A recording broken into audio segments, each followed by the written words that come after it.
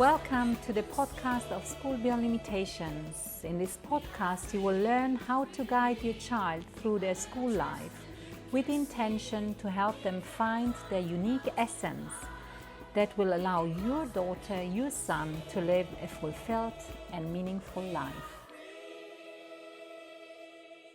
Hello, everyone. Welcome to our 21st episode of the podcast. And once again, it's me, Nayeef and Martina Geromin here with us. And today we'd like to talk about why is there a calling for a change in education? And Martina, would you like to start?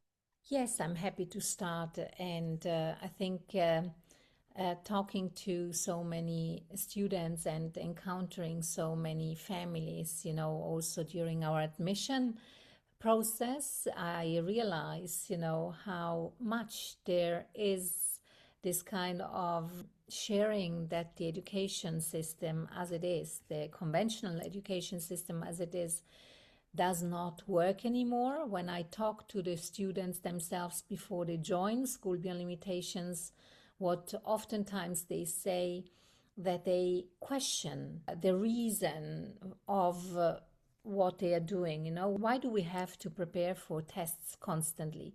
Why do we have to learn and memorize things that may be redundant now? Why don't we learn? Why are we not seen? Why are we in such big classroom contexts where we are just a number out of many? Why is it that we do not really interrelate with some friends anymore? Because there's always this sense of competition, because we need to work towards tests, and if the tests are going well, then you start comparing oneself, and if somebody is not at the same level, then something which is very unpleasant comes into the context, and that's being ridiculed at times, or not being taken seriously, or or being bullied even at times, and where this aspect of looking at this single situation is completely lost. So I think the conventional educational system, and for sure there are other systems out there which are trying to do something else, and one of those systems is certainly School Beyond Limitations, but there are common patterns that one sees in the conventional system. And it's certainly, this understanding, we standardize everything. Everyone does the same thing at the same time. There's no choice. And I expect you to follow what I, as a facilitator, as a teacher, tell you to do, because there's a curriculum which is clearly set and which we need to fulfill. I just had a conversation recently with one of our participants of the teacher training program, who basically said that, he's never able to go into depth because, and this is something he himself finds a missing point, because of course it's also taking away not only the creativity from students, but also creativity from teachers, because there is, as I said before, a standard that I need to meet, and that also students need to meet, as a teacher needs to meet, in order to output always, intellectual, let's put it this way, intellectual information. I'm not even talking about knowledge, because there's a big difference between information and knowledge. Information is a lot, I can't even know everything, most likely, because it's constantly changing. There's constantly new information, new evidence coming in, and I can't know it all. And especially nowadays, that students are in a situation where they find out, that this is a kind of bulimic learning, and also teachers find out, well, why am I doing that? What's the why? What's the purpose behind it? Does this allow me to conduct and lead a life based on responsibility of understanding of my worth, of my understanding of what is really me? Then we need to question that, and they start questioning this. So yes, I see lots of downfalls. That's also, as I said, standardization, but also putting students of the same age together constantly, and big class sizes where, of course, the delivery of information output and input is the main thing. This can't work in a world where students are becoming more and more aware that this is strange, and they start asking those questions themselves. And I remember, Nayeef, when you joined SPL at the very beginning, when you were in the process of joining SPL, one of the questions that I asked you, if you remember, is the following question: what does learning mean to you? Do you remember? And I would like to ask this question again to you. What does learning now mean to you? Because in my view, learning is something completely different from just, bulimic learning, because that's memorizing. And I'm not saying here memorizing is wrong, because also, having the skill of memorization is important, but it needs to be linked to something which goes deeper. And which this teacher said, it's actually frustrating if I'm not able to go into depth with my students. And I agree. If there is a content and students really want to go deeper, why shouldn't they go deeper? On the contrary, we should encourage them to go deeper so that they can start understanding. And that's learning. Learning is constant for me. And then I bounce it back to you. Learning at SPL and school, learning in school at SPL is something that we say can be the same, because if school is lifelong learning, then I learn at any time and everywhere, all the time. And that implies that I have a view on learning that opens, that creates more, that invites me to become an open-minded and global thinking, citizen, a critical thinking citizen that reflects constantly. So what would you say was learning? I mean, you had already, I remember, a clear idea of what learning was for you. But did you find that learning that you will now describe, did you find that in your previous school, and did you find that at SPL, and what was different? Well, first of all, I want to talk about traditional schools. Most schools, as you said, the traditional schooling system. So most schools, most institutions today and universities are just to protect the system. It's not for the people. Whereas I feel like schools and institutions like SBL, which is about the people being the change for the system, bringing it back to the people, education should be about each and every individual and their specific cases and needs. There should be never a standardized set of bar which people, if they cannot meet, they can't exceed and proceed further.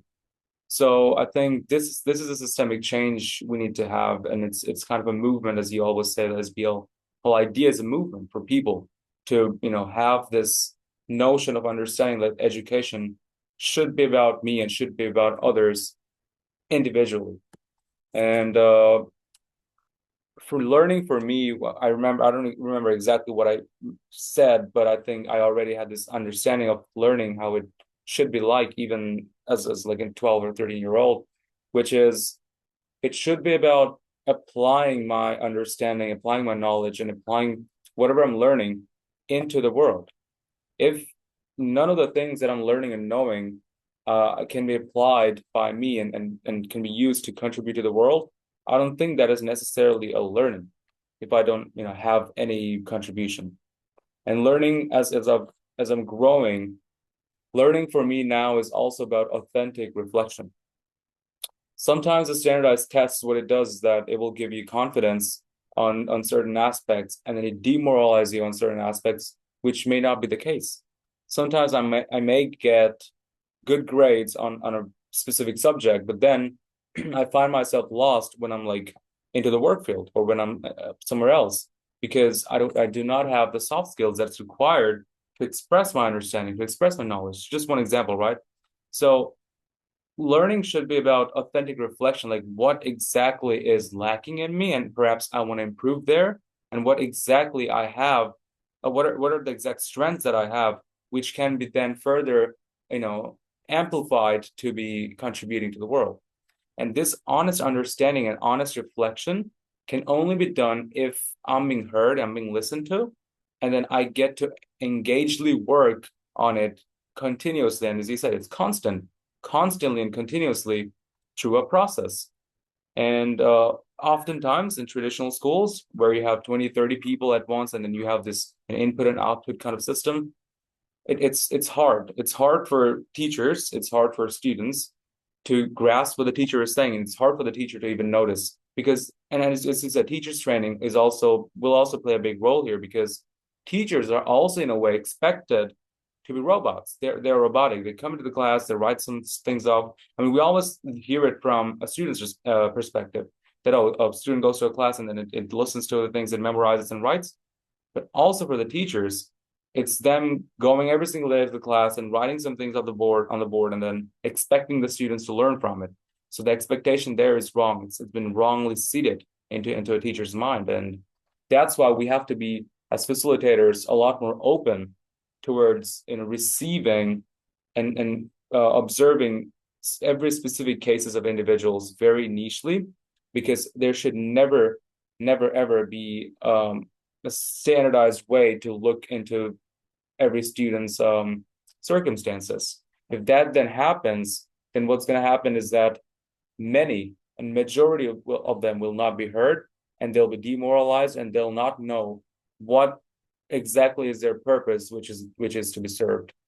Yeah, and Naif, while you were talking about learning, and about the class sizes and how frustrating it is also for the facilitators, I was also thinking, I've forgotten about it because at SPL we are doing it so differently, how frustrating actually it is for both sides. You mentioned about being robotic, a robot, and pushing through in one lesson, whatever I need to push through. But we should not underestimate, what it does with a student and with a facilitator. If I have lessons that last 40, 50 minutes, sometimes they're 40 minutes, sometimes they're 50 minutes, sometimes they're 60 minutes, depending in which context you are. But imagine you have a day of 8 different lessons or 7 different lessons. Then you go for 50 minutes, you have English. Then you leave English, you have just started getting a little bit acquainted to what you are meant to do here, and then you have to move from English to physics, and then you just start to change your brain into physics for those 50 minutes, and then you have to go again to art and so forth, and you are constantly shifting your brain into something different. And there is no possibility. First and foremost, it takes some time. You were talking about the importance of the process, but already this categorization, that we tend to do in the conventional schooling. I'm doing this for this hour and 2 hours of this, and then, I constantly get this information and this understanding that learning is a silos learning, right? So I'm doing this and then I'm doing that, and there's no interconnection about the content, about the disciplines. And I think that's on top of not having the time, of going into depth and of being kind of disoriented when I'm just starting to come into the flow, and I have to leave in order to get into something completely different, and it takes again time, and on top of getting this kind of disillusion, I'm not even getting into the process, into the flow, and the flow moment is so important. I'm dividing what actually learning is all about, instead of going into depth and understanding, oh, this is, this topic, when I'm talking about, I don't know, I'm just seeing, a tree outside of my window, that this tree embedded in a city, has something to do with architecture, with nature, with biology, with the understanding why is so much difference between the planting of one and the other tree, and what it has, the impact on climate change. And I can really see then everything in a way that students start to understand actually everything is interconnected, and I can take time to go into depth. I have it's project-based learning, of course. It's then interdisciplinary and transdisciplinary learning. Maybe there are times where we look also into multidisciplinary learning, where we try to understand what does this field say, what does that field say, and so forth. But at least I get an understanding, and I think this has such an impact, also philosophically speaking, on a human being, that we start to see the world as disparted instead of unified, and I think that's something that takes the creativity away from people, because they never get into the flow. And there is stress building up, because they start thinking, oh, is there something wrong with me, because maybe a few are doing better in such an approach, and then they compare themselves and they start questioning themselves, is something wrong with me? And it's not. So, and from a philosophical point of view and also sociological point of view, I think we see things separated from one another, and that can have a negative impact on how a person views themselves and how a person views learning, and learning, as you said before, you captured already, as before you joined SPL, what learning actually is. Learning is about something, I find out, I know certain things already, but I want to find out more. I want to understand more. And I take initiative. I move forward. I don't just leave it there. I know that there is already a lot in myself, but there is a lot in others. And in this kind of collaborative spirit, I can broaden my understanding of the world around me. And I can, as you said, learning is about learning for oneself, but ultimately to bring it back to society, right? I think I would like to, which you didn't necessarily answer yet, this question. What was the big difference for you as a student, former student now, of course, between what you experienced before and what you experienced through SPL with regards to this meaning, sense-making aspect of learning? I could relate myself a lot more to the world that I'm living, because obviously the kind of learning that SBL has is a lot more focused on contemporary learning and contemporary needs, right? So what is the world requiring, and who are you, and let's try and find you and how you feel yourself, how you belong to the society. And this is like the big aspect of change that I had at SBL, because what happened was, coming from a school which definitely got me stuck into, I felt like I was stuck to the past. I felt like the world which I'm living in now is not exactly what I could relate to my schooling system, because it was asking me to become someone who the world or how the world is not working now.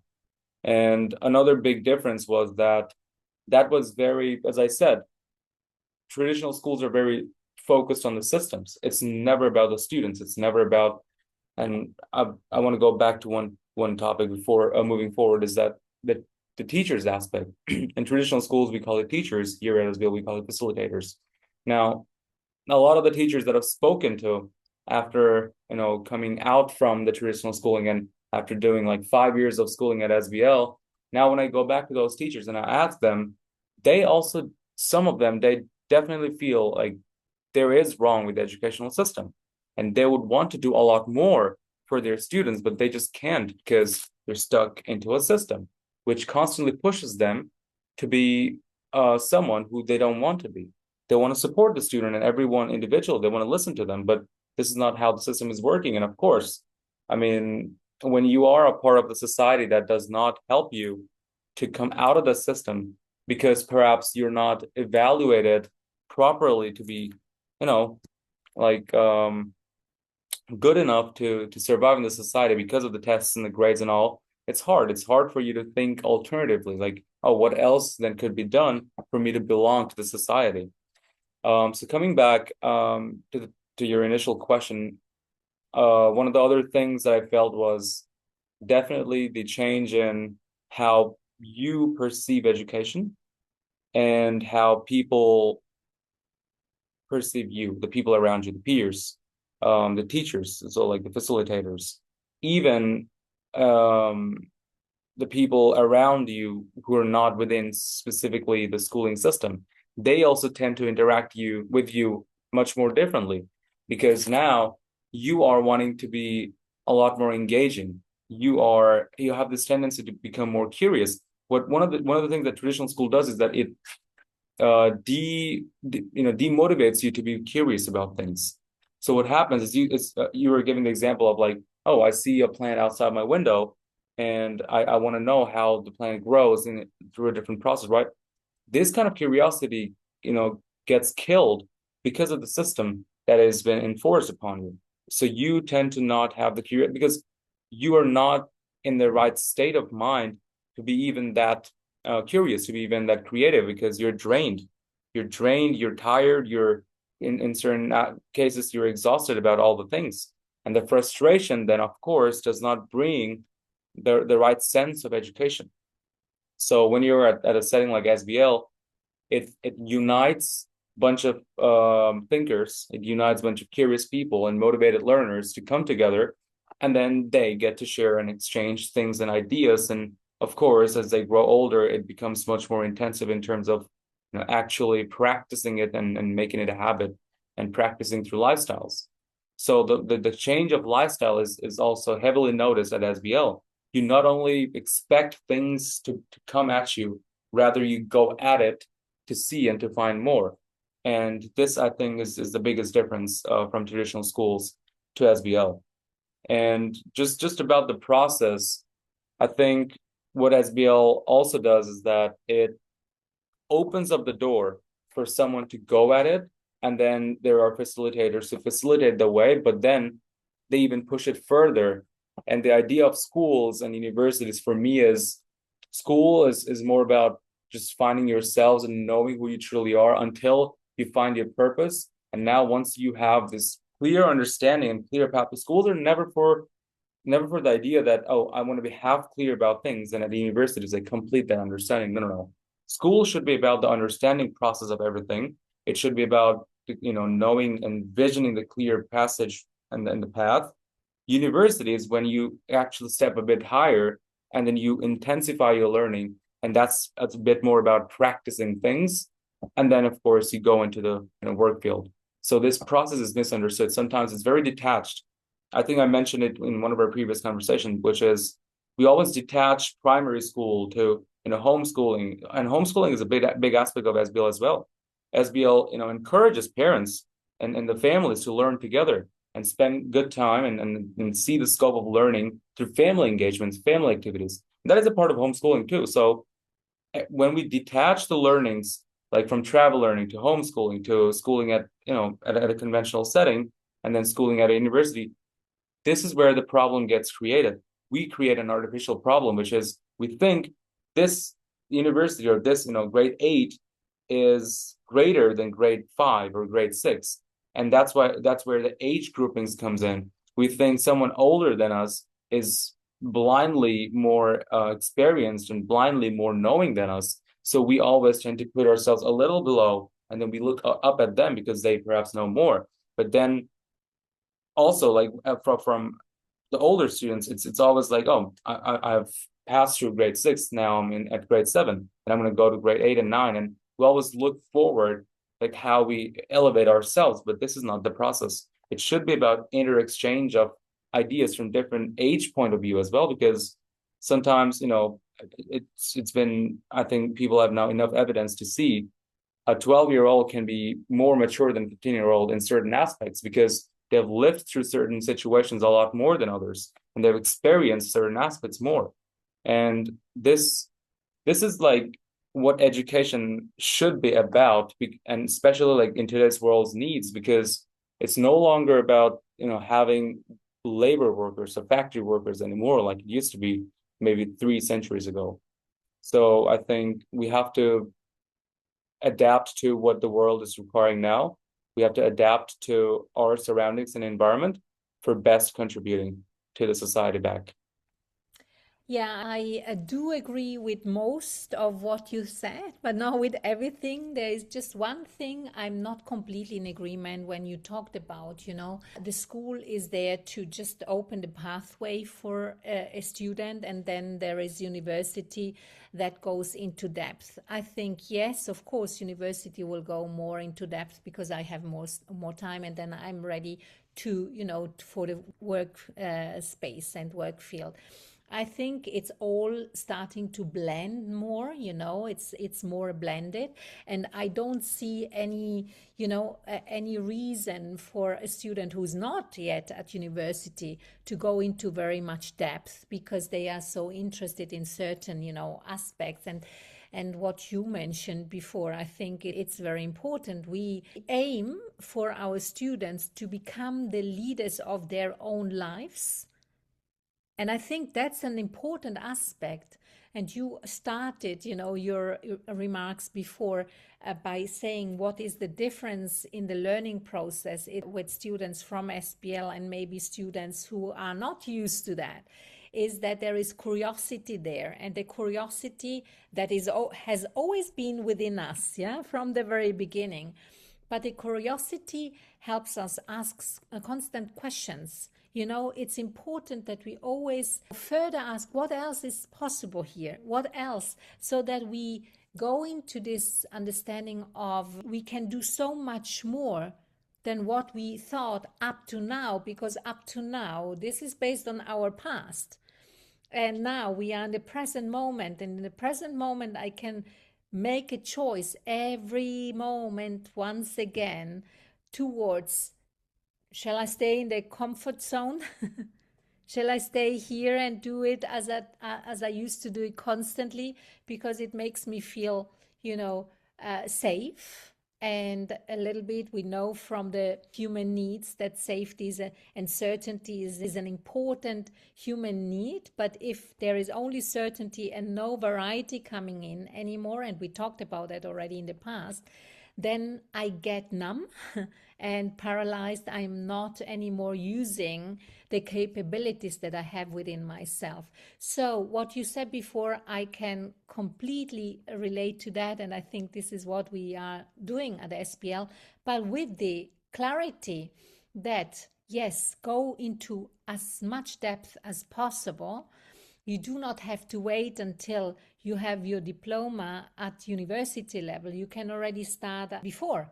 If at the age of 12 you are already interested in physical processes, yeah, in physics in such a way that you want to work at a certain level, why not?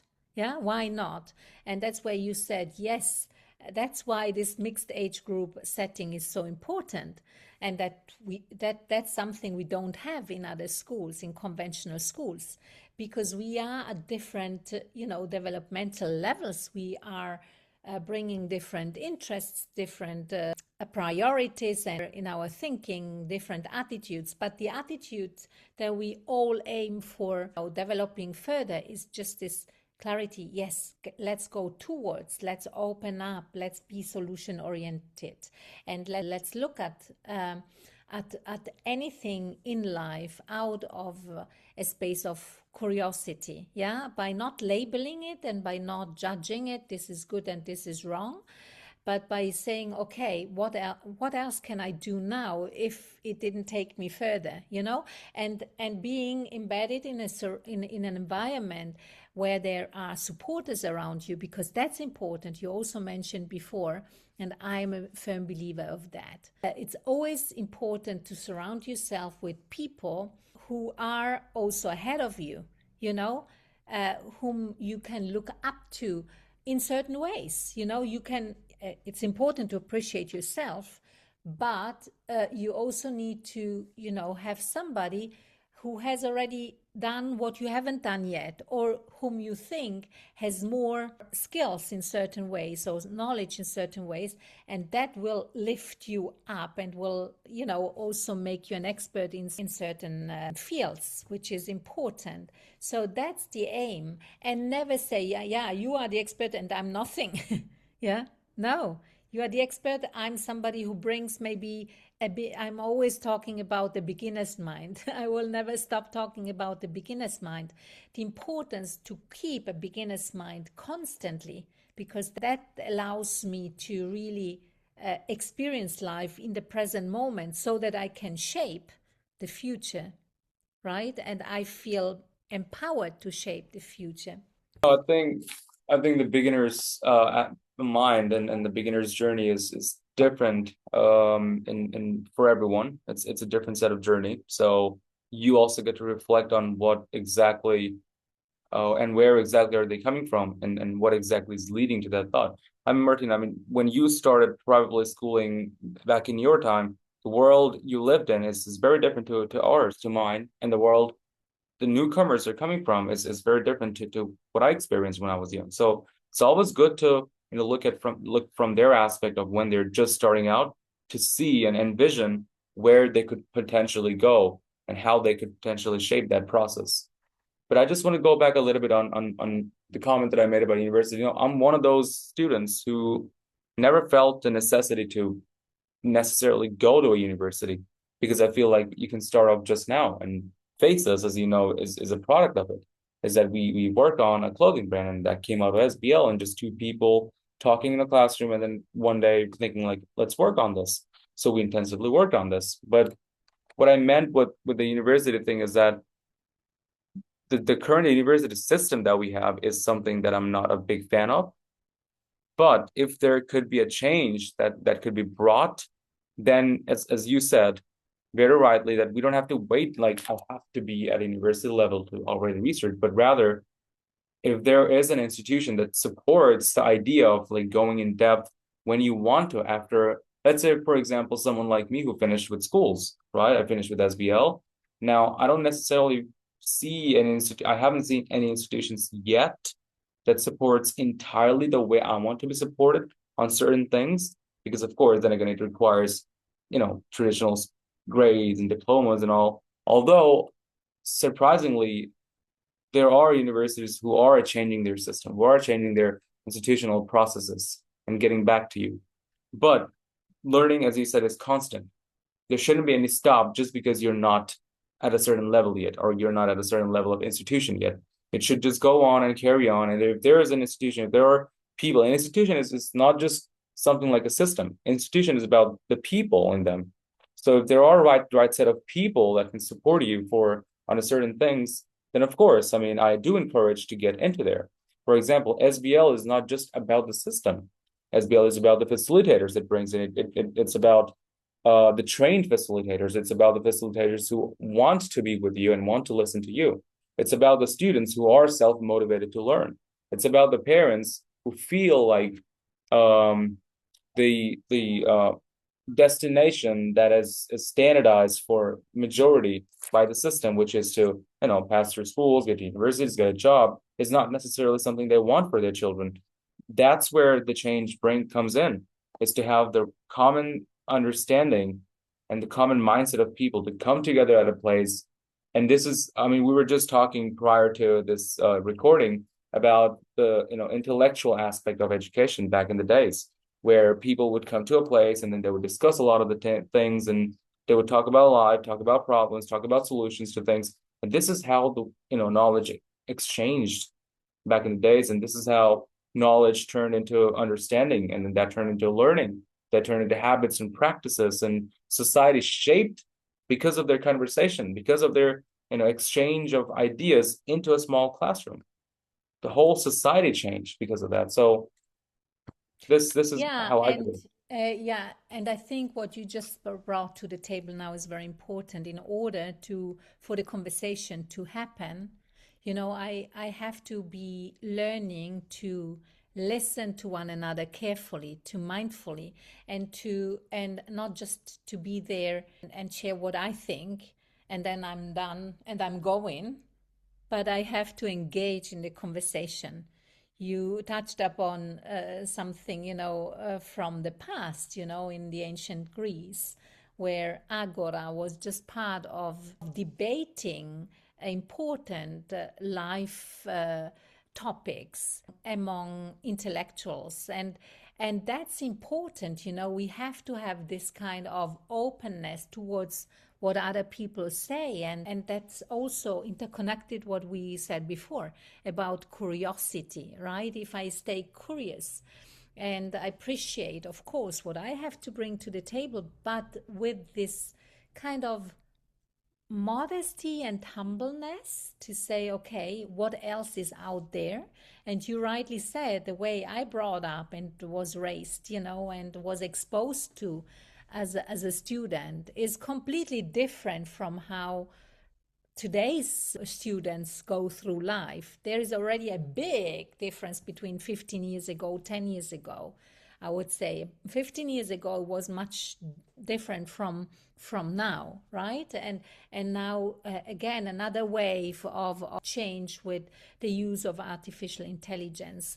We need, but what is the simplified answer to this is yes, it's so diverse, so different. We go constantly through change, but we need to look at change from a perspective of curiosity and a perspective of also, okay, let's see. Let's first understand, yeah, not just intellectually understand. Let's first understand what kind of impact this has on oneself, on society. How does that shape human beings' curiosity or not? Yeah, if I'm looking into, I'm just reading an interesting book right now. The title is The Anxious Generation, and where, the researchers point out why today's generation is so anxious, and it's based mainly on the aspect of being exposed to social media, to, gaming and all of that. I don't want to go into this now. I just wanted to bring it to the table. We need to study it. We need to then look at it. And we need to also, and this is something that I also constantly say, we need to use a word that's common sense, but I also call it this inner knowing. We know within ourselves how, whether this is good for us or not, right? I was just yesterday traveling back from an offsite, and at a certain point, is a young girl. She was 5 or nearly 6, with her grandmother and her mother were seated, in the same compartment as I was. And this young girl was so curious and was talking constantly, yeah, and really in a way where she said, yeah, but I can't write yet. I would like you to write this and that. And then, since she demanded a lot from her mother and grandmother, instead of actually using this as an opportunity to say, would you like to start now, write just a word, the mother took out the phone and said, no, now you watch TV on the phone, and I was thinking, and she was only 5.5, and I thought, why not using this as an opportunity? The curiosity of the child that wants other people to write. If in this moment I say, okay, you can do that yourself, what if we started doing it, and that would have been a completely game changer. And I didn't interfere, of course, because this is not my child and this is not my student and so forth. But I just said, when I left the train, I just said, you have a really creative child. That's beautiful to see. And there's lots to be, to be done with such creative human beings. So I think what I wanted to say is just the diversity of being brought up doesn't mean that we can't keep a beginner's mind. Yeah. And the beginner's mind means, okay, am I ready to observe, to watch, to learn to what is out there? Yeah. And to listen to others, because you were talking about the engagement and the debate, and how important debate is. No, you're right. And I think, the realities can be different for everyone. Everyone can have different realities, but there is only one truth, which is we're all learners, we're all beginners at a certain point, and we're all human beings. And we are all capable. That is the ultimate truth, is that we are all capable. It's just that our realities do not support certain things at certain times. But then again, the curiosity builds up to it. I mean, I remember growing up, growing up, I already had iPads and phones and things like these, but I did not have the use of those as much as a lot of the younger people does these days. I did not have access to internet everywhere I went. It was just at home, and I did not certainly did not have access to AIs and all. So the AI that was introduced maybe like a few years ago to the mass people, the point where I started as a 16 or a 15-year-old is the very point where a 9-year-old started, because that came into the reality of our current situation. So we're both beginners in that sense. I may learn some things, quicker in certain aspects because I've lived through it, but we are all starting just now. And this is where the age mixes and age blend matters, because they might learn the ways that I learn, and I might learn, the way that that young person is thinking to learn AI, the curiosity to go into different endless possibilities that AI is bringing. So the realities of both of us are different, but the ultimate truth is we're both capable and we're both constant in our learning. And of course, let's not, demoralize the children to be creative. Like you said and shared the stories about the 5-year-old, and I think this is where everything starts. This is the spark, and if we just put water into their spark, this is where everything ends, because it's then a lot more harder for them to cope up to the world where they're being appreciative for her, because you have already demoralized her sparks and her curiosity to express herself and ask for help when in need and when required. She asked for help and she was not given this, and now she would fear as she's growing up to go and express herself and ask for help and ask for support, or maybe ask for collaboration in certain aspects. Exactly. And here, the only thing which would have completely changed the approach would have been, oh, you can do it yourself. That's beautiful. You can write. You don't need me for this. Shall we do it together, So that would have been completely different. But before we come to a close today, I just would like to touch upon one aspect, and that's the beginner's mind. Beginner's mind doesn't mean that I'm a beginner. Beginner's mind means that I keep curiosity as if I was a beginner. And I think we should not underestimate. We have all different pasts, yes, but we should not underestimate that we have a responsibility as adults towards new technology. Yeah, because even if I don't know AI completely inside out yet, but as soon as it was, brought to the audience, to the public, we at SPL immediately took it on board to study and to train ourselves and to find out ourselves, because we have experience with social media, we have experience with all the last waves, right? And those last waves of experience, they help us have more information and knowledge in our, and more experience than a 9-year-old. And just getting back to this book, they have clear statements now.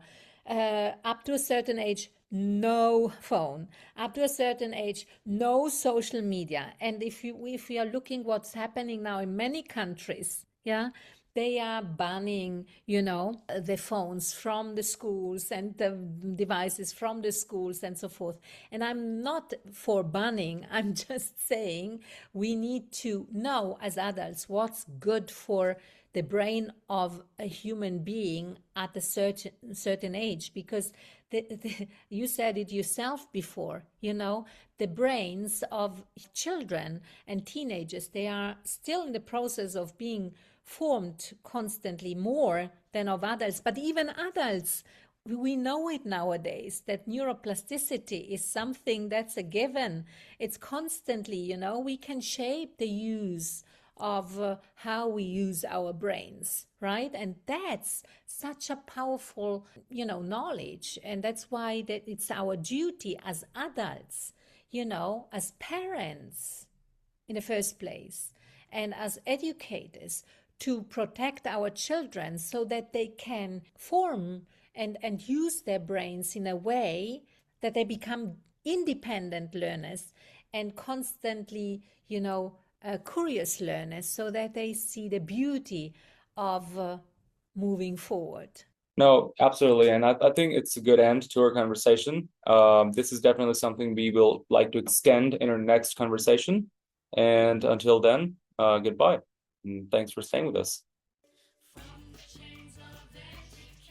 At School Beyond Limitations, we support our students find their unique essence. Feel free to share the content of this podcast with other parents. We are here to show that your children can, indeed, bring their unique essence into life.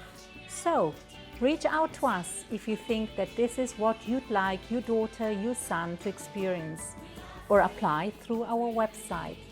Also, leave your comments, your questions, or your review about the podcast. Share it with others. And as you know, sharing is caring. Trust and you can see.